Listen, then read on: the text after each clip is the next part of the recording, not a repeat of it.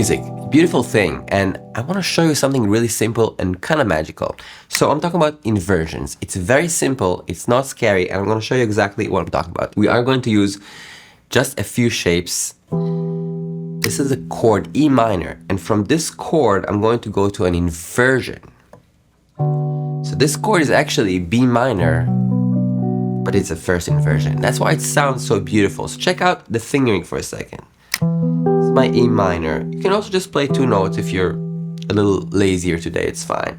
And from here, I'm going to this chord. It's a B minor, the 10th fret, 9th fret, and 11th fret, just like so. From here, I'm going to go to A minor. Actually, a familiar song as well. And then B7, maybe B sus to B7. So I'll get this kind of cool progression.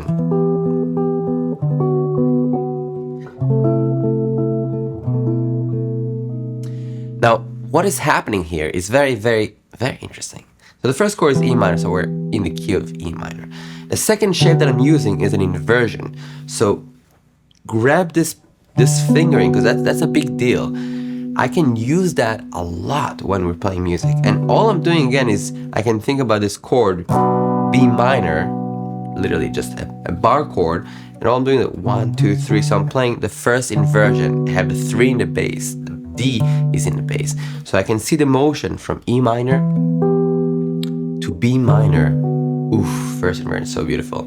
And then instead of A minor, I'm doing the same trick. I'm doing A minor over C. This is A minor first inversion. Again, check this out.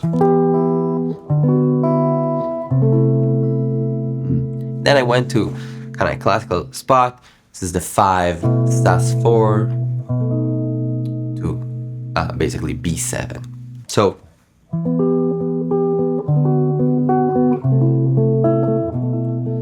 before we adjust this chord progression, we can do a lot of things.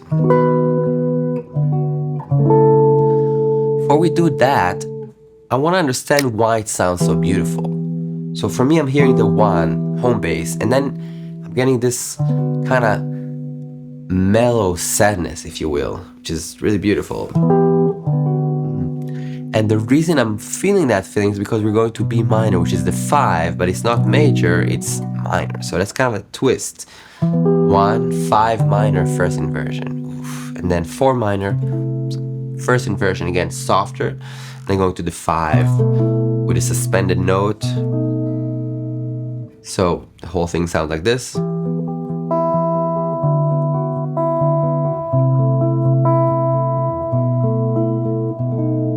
Really, really cool. Now I want to change it and adjust it just a little bit. So I'll do E minor, and I'm going to go to B major first inversion. So I'm using this shape, really, really simple and beautiful. So I'm playing 11, 9, 11, and 12. This is B major, that sound, but first inversion. So a little softer, and I'm getting this bass motion.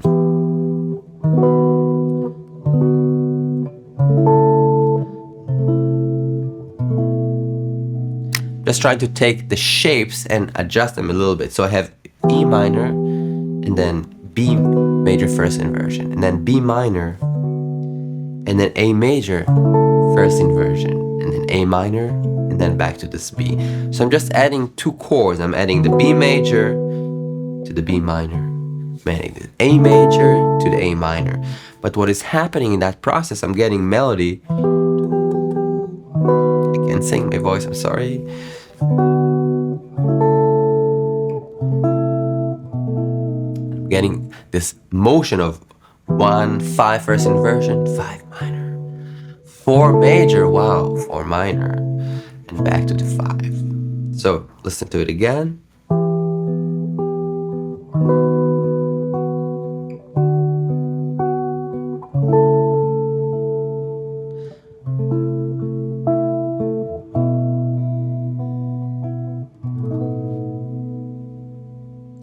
One more time.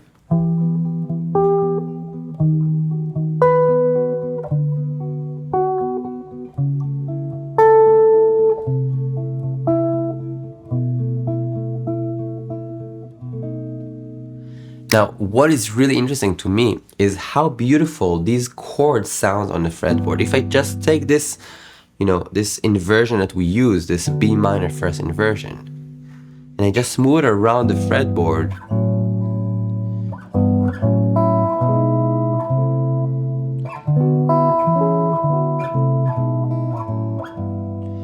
it's really cool. Just taking one color, one element, and trying to explore with it. So I'm saying, okay, this is E minor first inversion, G in the bass, and I can do it also unconsciously, kind of moving the shape a little bit. And I'm also adding an open E here. Up.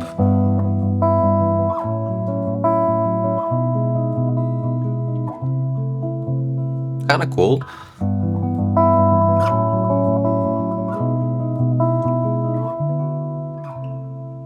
Right, this is a little bit of the process of exploring, and even if I'm finding something that's kind of weird, like maybe I like it, or maybe it's too much, so I go half step and I find something that I do like. Now, in that process, I can be unconscious a little bit, just moving my fingers, but then once I solidify something, let's say we like the first one we did, this is E minor first inversion, F sharp minor first inversion. This is A flat minor. This is A minor first inversion. I'm hearing this all as minor chords.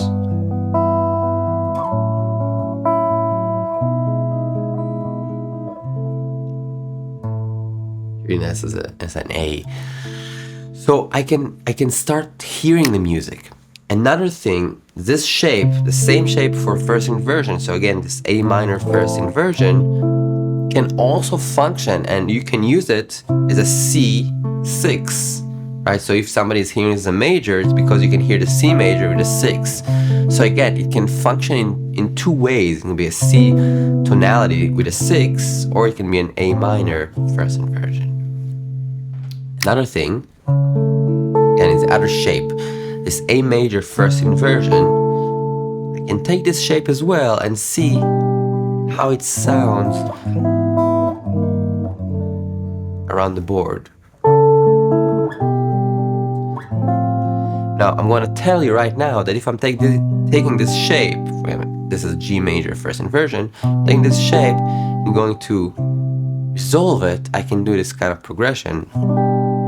G major first inversion, C major.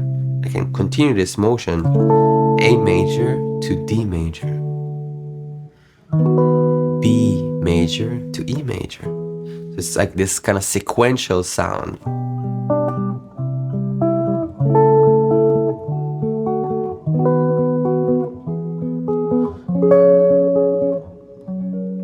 I'm just moving these two shapes,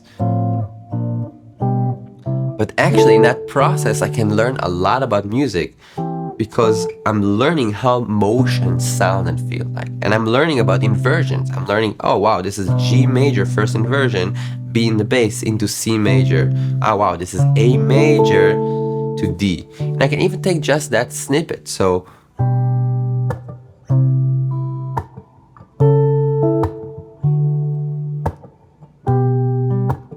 what happens if we go to D minor?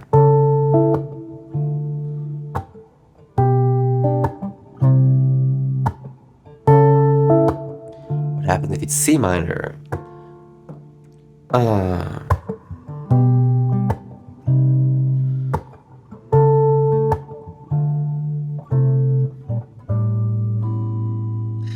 Right, so what I really want to encourage us all is trying to tackle, in a way, music in a way that's very, very connected to the sounds, but also learning the framework, learning the shape and moving it around. So trying to kind of make sure we are going from this methodic, learning, practicing the framework into creating music pretty fast.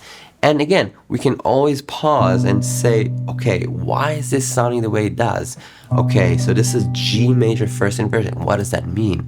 That means that we have 1, 3, 5, G, B, and D, and the B, the 3 is in the bass, so 3, 5-1. Okay, so this is G major first inversion with B in the bass. Got it. And this is how it sounds. Let me compare G major, G first inversion.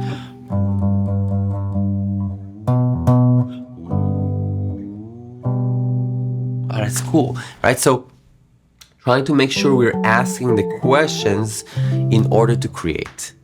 Thank you so much for listening. I hope this was helpful. I'm sorry my voice is still kind of messed up, but I'll see you very soon. Peace out.